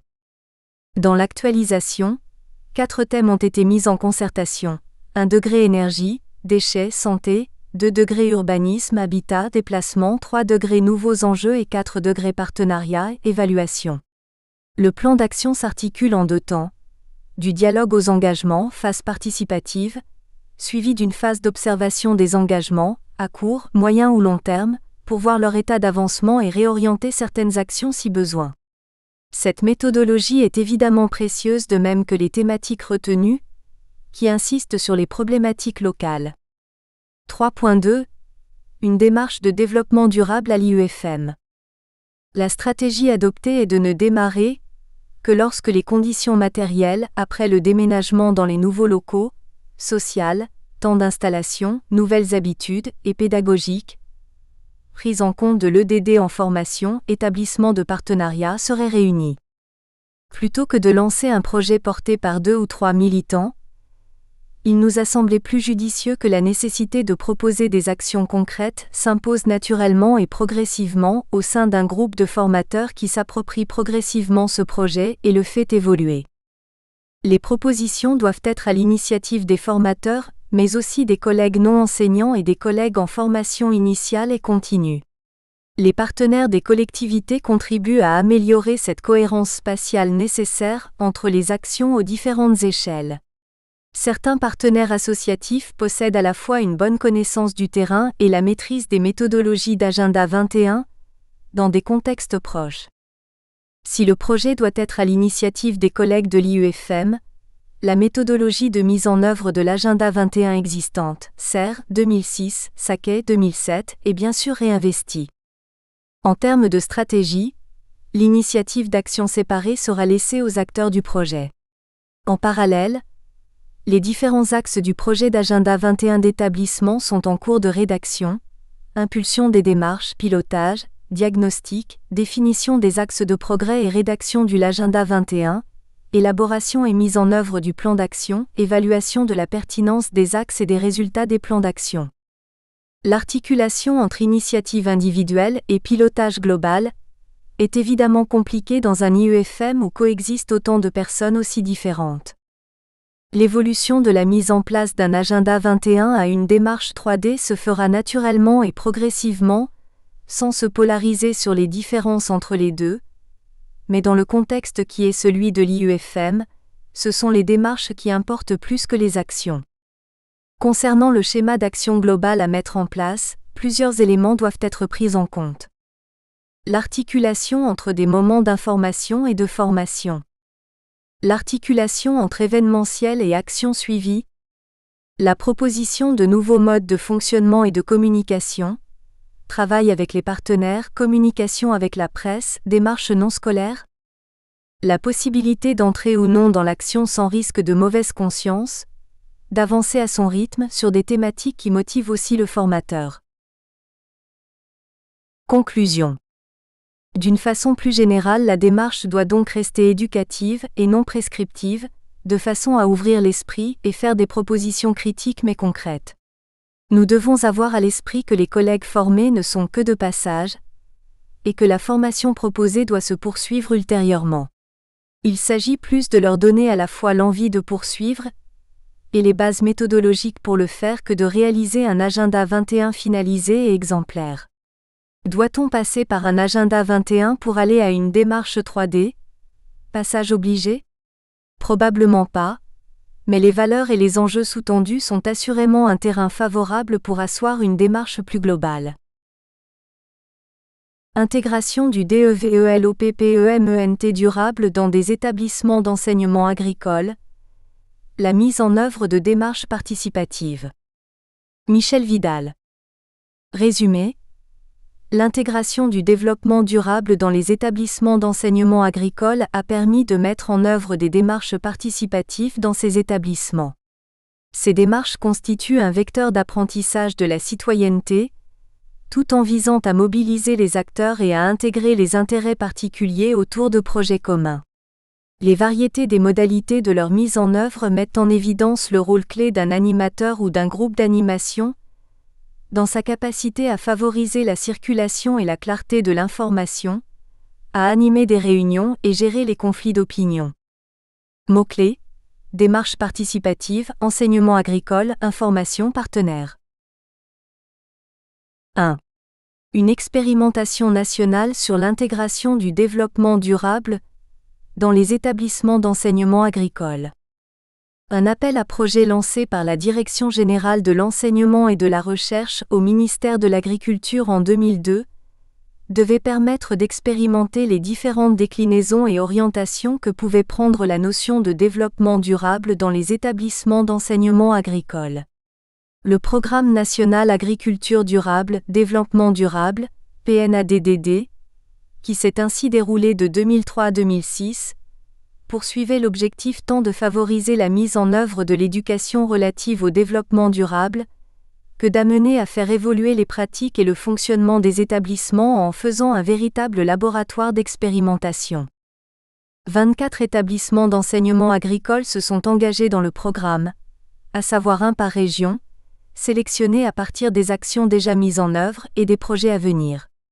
Confrontés à des situations différentes, selon le contexte et la dynamique de leur territoire, l'histoire même de l'établissement et de ses acteurs, ils ont adopté des positionnements spécifiques.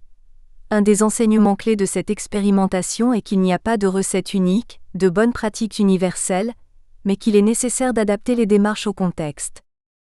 Accompagnés par différents établissements d'appui à l'enseignement agricole, Supagro Florac, Agrocampus Begmey, 16 de Rambouillet, en mettant en œuvre des échanges et des analyses de pratiques, en favorisant l'interface entre chercheurs et acteurs de l'éducation, les établissements pilotes ont expérimenté des cheminements différents avec 3 principales entrées: le projet global, le développement de nouvelles pratiques dans la vie quotidienne, la mise en œuvre d'actions à vocation principalement éducative.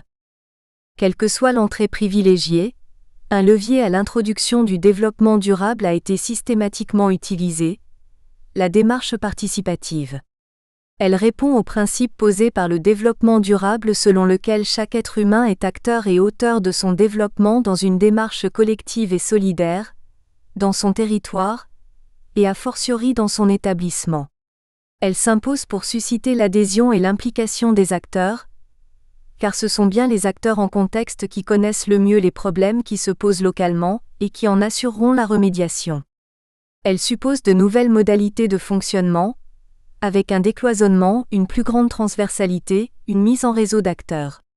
Si chaque établissement a mis en œuvre des actions relevant du développement durable en fonction de son contexte propre, ils ont tous fait le choix d'entreprendre la mise en œuvre d'une démarche participative en vue de rendre le personnel acteur dans la réflexion et dans l'action. Sa réalisation n'a pas été sans susciter de nombreuses questions. Quel sens donner au concept de démarche participative ? Comment impliquer les élèves étudiants, acteurs temporaires de l'établissement ? Comment impliquer les nouvelles personnes, élèves nouveaux recrutés, dans une démarche en cours ? Comment harmoniser le fonctionnement des organes représentatifs usuels de l'établissement, avec une démarche prônant une démocratie participative, impliquant chaque acteur dans la réflexion ? Comment intégrer les partenaires des territoires des établissements ? Il serait illusoire d'imaginer une réponse univoque à toutes ces questions. Chaque établissement a élaboré sa propre réponse, en fonction de son contexte, des envies, des idées nouvelles qui ont émergé de la concertation et qui témoignaient d'une grande créativité. 2. Les conceptions de la démarche participative. La notion de participation, même si elle n'est pas clairement définie, est en général connotée positivement par les acteurs qui souhaitent la mettre en œuvre. Considérée comme un des piliers de l'agenda 21, mentionnée dans la plupart des agendas 21 locaux, elle est généralement associée à d'autres concepts tout aussi porteurs de valeurs positives, comme la responsabilité, la concertation, la négociation, la citoyenneté, la nouvelle gouvernance. Vue souvent comme un processus innovant, la participation est pourtant un mode de gouvernance qui apparaît avec les premières communautés humaines. Elle est restée et reste encore très présente dans des sociétés où la dynamique locale prédomine sur des politiques extra-communautaires, où la concertation et les droits coutumiers régulent les activités humaines. Nombre de communautés locales ont abandonné ces processus participatifs suite à l'explosion démographique qui a bouleversé les tissus sociaux, ou suite à la création d'un État instaurant un pouvoir régalien fort. Dans les années 1940, Kurt Lewin développe le concept de recherche-action et de dynamique de groupe. Psychologue de formation, il prône une méthode de recherche plus pertinente pour l'étude de l'humain et du social, fondée sur des caractéristiques d'intériorité, de non-déterminisme, de singularité. Le chercheur, au même titre que les sujets de la recherche, sont les acteurs de la réflexion. Il analyse, au travers de recherches en marketing, l'intérêt de faire participer les intéressés à la construction de la solution. Il établit ainsi les bienfaits de la participation et de la gestion démocratique des groupes. Ce discours a été repris en tout premier lieu par les entreprises. La démarche participative y a malheureusement souvent été galvaudée, suscitant confusion et doute sur sa pertinence. Elle est souvent sujette à des perceptions qui sont décalées avec la philosophie humaniste prônée par Kurt Lewin, et qui peuvent la rendre peu opératoire. Plusieurs d'entre elles ont pu être observées dans les établissements qui relevaient de notre expérimentation. Elles sont ici décrites en s'appuyant sur une classification de la participation proposée par Gilles Herreros. Une participation enjointe. Chaque établissement d'enseignement qui a participé à la recherche-action a dû répondre à un appel d'offres de la Direction générale de l'enseignement et de la recherche sur la base d'un pré-projet. Les établissements avaient des motivations diverses à présenter leur candidature.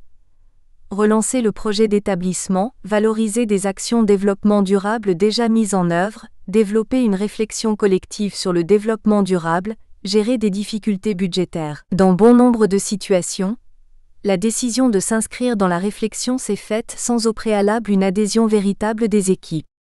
Les équipes de direction sélectionnées se retrouvaient alors en face d'une injonction à développer une démarche participative, convaincues ou non de son intérêt, en face d'équipes éducatives et d'apprenants qui n'y adhéraient que partiellement. Frustration, rancœur pouvait s'insinuer entre les équipes de direction et les équipes enseignantes, au sein de l'équipe éducative elle-même ou entre enseignants et étudiants.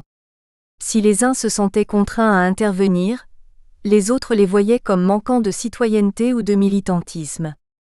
Une participation de tous. La démarche participative supposait pour de nombreux animateurs l'implication de l'ensemble des acteurs de l'établissement. Elle conduisait généralement de leur part à des efforts démesurés pour motiver et mobiliser les équipes, efforts qui s'accompagnaient. Nous espérons que vous avez apprécié cet aperçu. Pour continuer à écouter ce livre audio sur Google Play Livres, utilisez le lien dans la description de la vidéo.